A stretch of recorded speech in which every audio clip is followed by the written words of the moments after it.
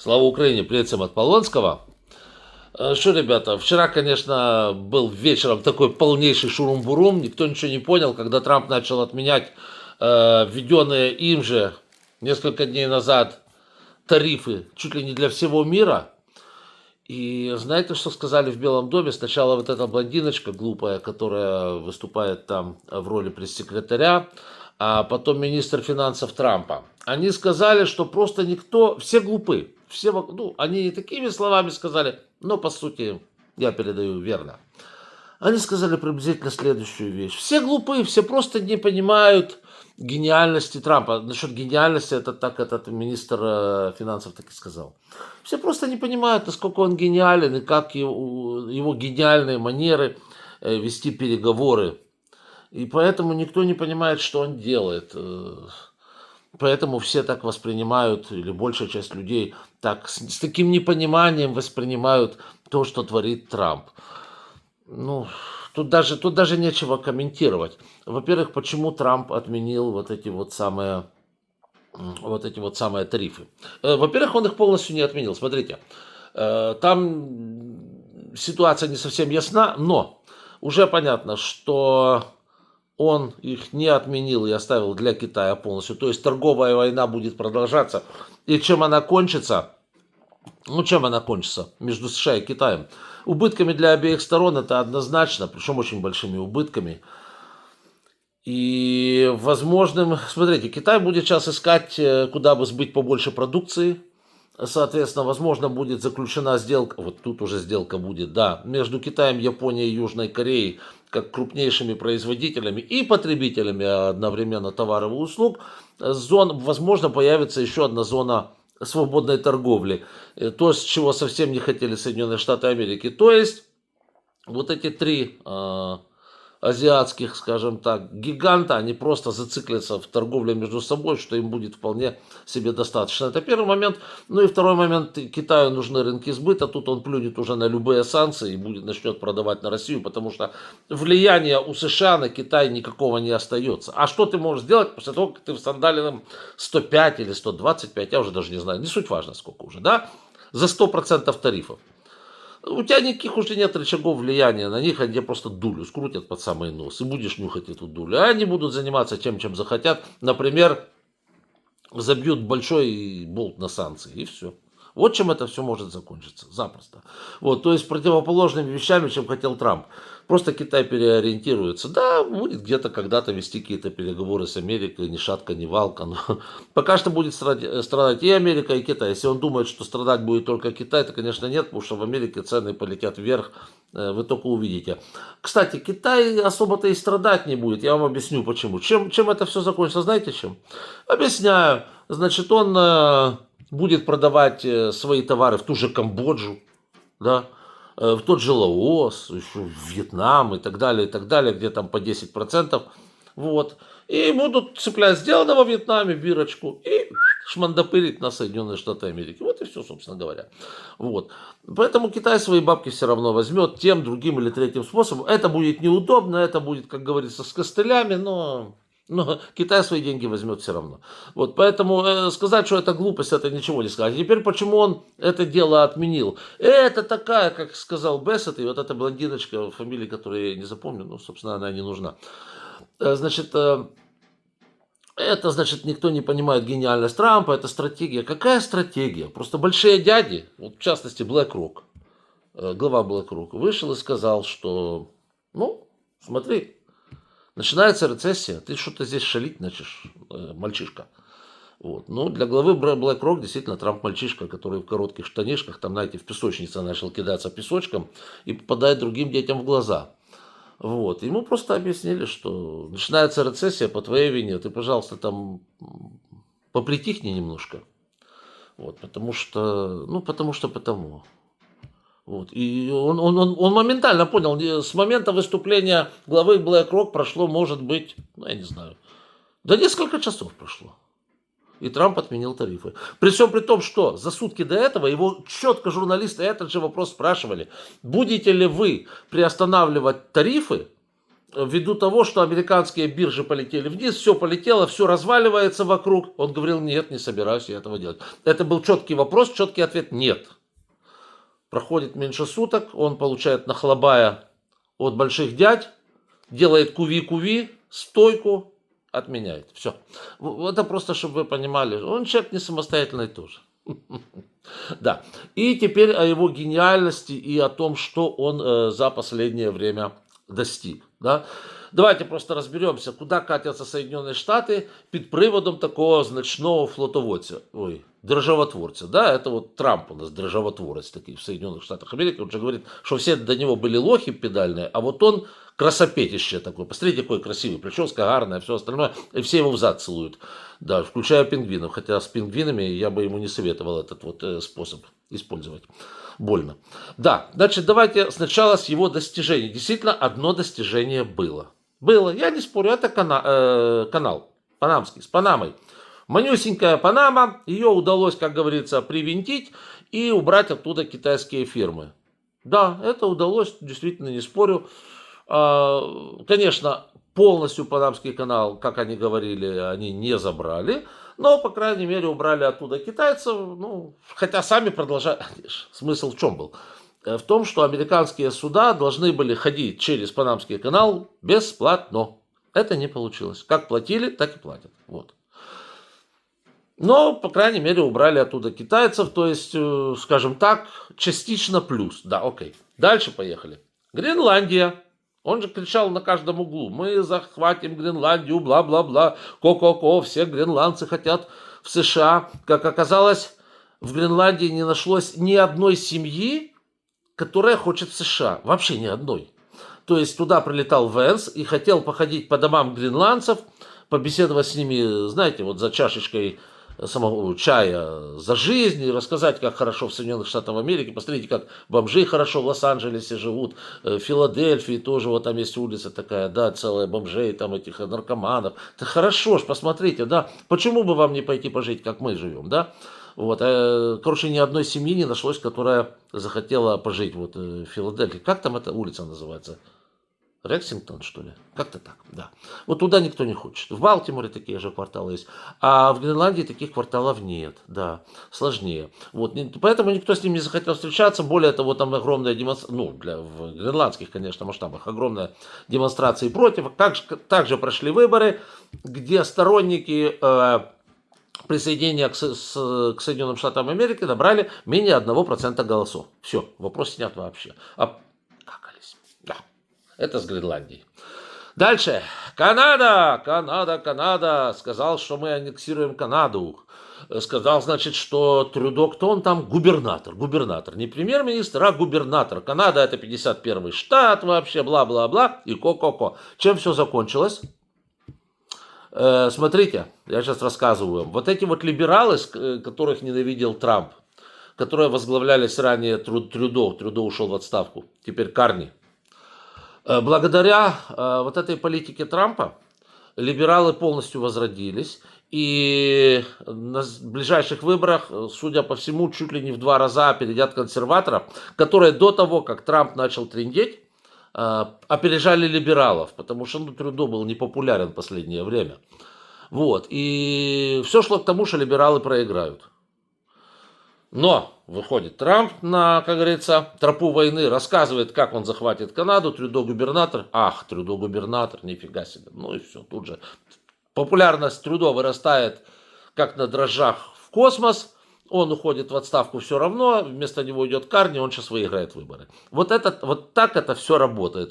То есть с точностью до наоборот. Уже никто не говорит, что он Канаду заберет 51-м штатом, никто, потому что очевидно идиотизм. Более того,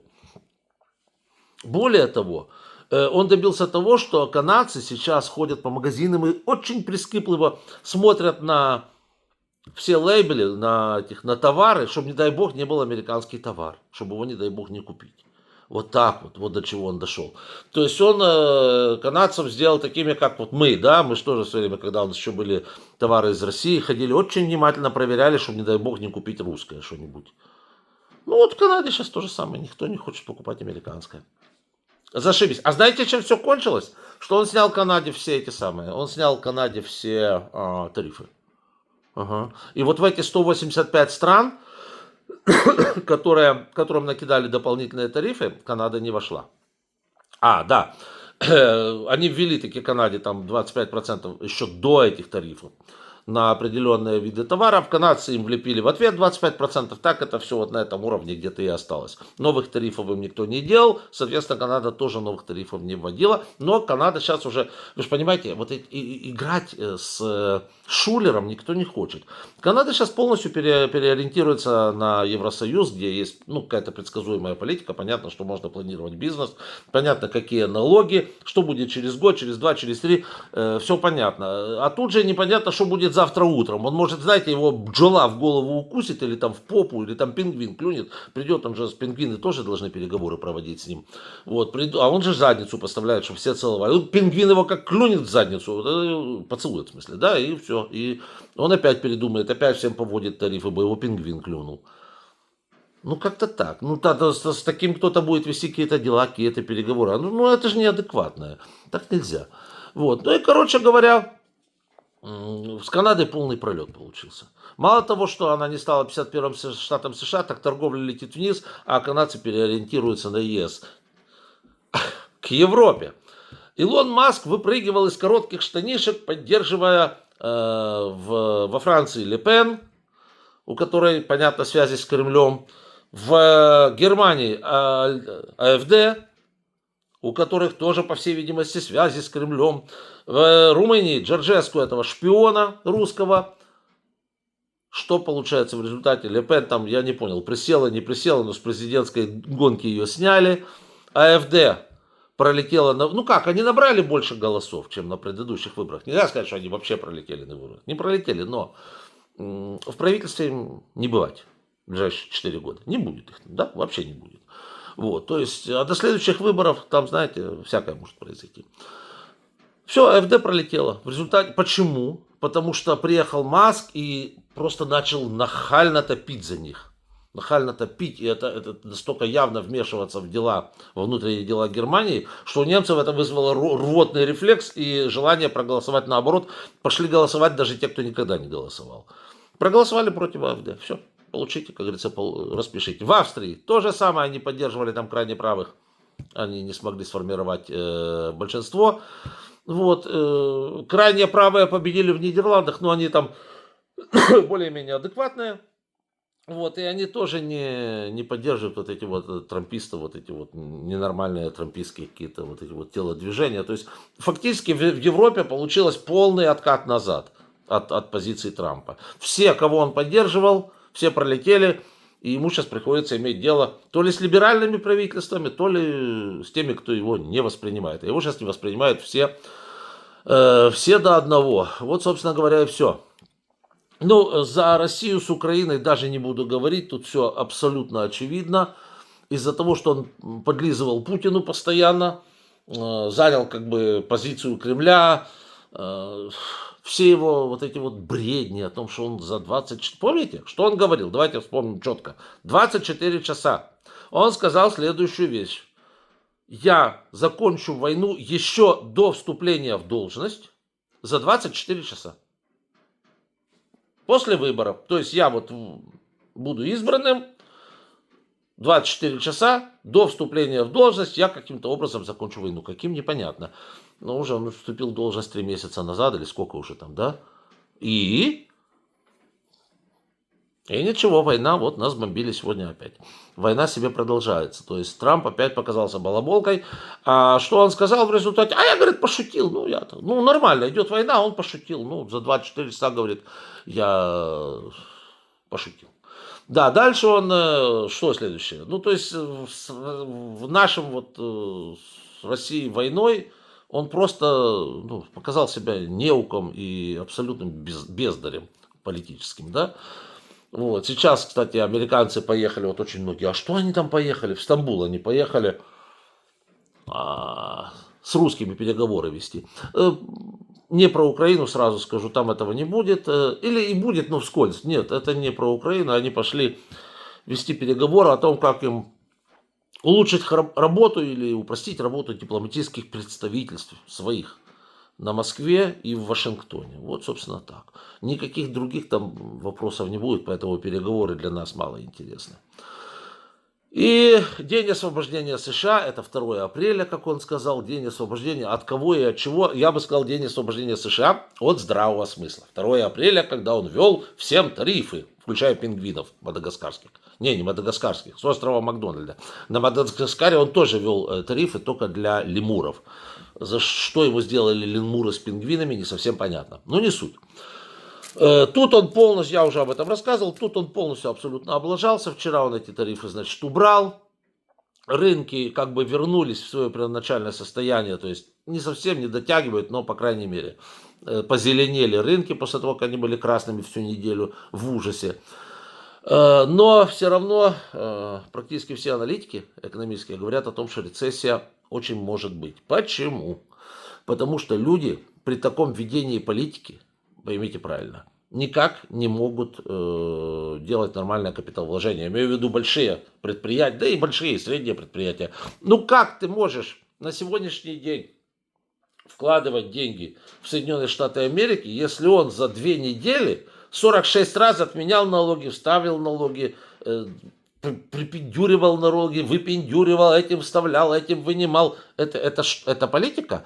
Я скажу, что это было бы ненормально даже для такой страны, как Буркина-Фасо, да, или там Мали, или какой-то Габон, да даже для Эритреи, где вообще нет президента, где вот этот вот чудик там ходит, объявил себя президентом 30 лет назад, ходит без выборов, даже там такого не делают. Там есть понятная политика. Да, она пускай хреновая эта политика, да, но вот она вот такая. И если ты хочешь вкладывать деньги в Эритрею, ты знаешь, ага, будет А, Б, С, Д, вот это вот все пойдет, да? Ага, будет так, так и так. Соответственно, ты рассчитываешь свой бизнес таким, таким и таким образом. Понятно? Понятно. Плохо, хорошо, но вот так.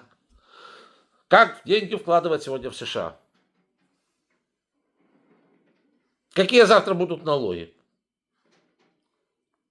Черт его знает. Вообще никто ничего не знает. С какими странами она будет ругаться, не ругаться, особенно если у тебя экспортный и импортный бизнес. О чем вы, ребята? Как можно что-то посчитать, когда у тебя 43 пятницы на неделю, в течение одного дня 5 раз меняешь налоги? Это что, больные? Такого даже в Центральноафриканской Республике не было. Ну, блин. Я не знаю ни одного правителя, который даже в маленьких каких-то мумба-юмбах. Я честно говорю, я думаю, что вот от таких вот плясок с налогами и с этим всем офигели даже пингвины с острова Макдональд. Да, кстати, я знаю, почему он им сделал. Он думал, что это Макдональдс. Да, это Макдональдс там находится. И, в принципе, он понял, что Макдональдс пришел оттуда, а значит, там бабки крутятся большие, бабло летит рекой, поэтому он обложил их, собственно говоря, налогами. Он не понял, что Макдональдс и Макдональд это разные немножко вещи. Дальше. Ближний Восток. Это вообще трепендец полный, да? Он выселяет куда-то, то есть он поддерживает бомбежки Газы, он пытается выселить куда-то этих палестинцев, черт знает куда, черт знает как, то есть какой-то бред. Вот. Он пытается, говорит, что у него прямые переговоры с Ираном. Иранцы говорят, нифига нет прямых переговоров. Вот, то есть, он пытается выдать желаемое за действительное. Это все не так, это все не то. Он выглядит, как-то не очень понятно. В результате увидите, он кинет и Израиль. Пройдет еще некоторое время, он скажет, что-то здесь не так, это не так, будет все по-другому. Он и с Израилем поступит так же, как с Украиной, увидите. Вот, и, творится что-то непонятное, то он Ирану угрожает, то он Ирану не угрожает, то он ведет переговоры, но он их не ведет с Ираном, а Иран с ним не ведет. Полный бардак, такой же, как и везде во всех остальных делах. То есть, ребята, смотрите, что в результате сделал Трамп.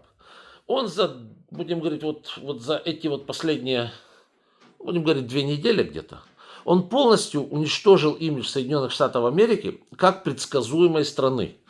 Он за 3 месяца он умудрился, вот с момента вступления в должность, он умудрился уничтожить им имидж Соединенных Штатов Америки как мирового лидера. Их никто больше лидером не воспринимает.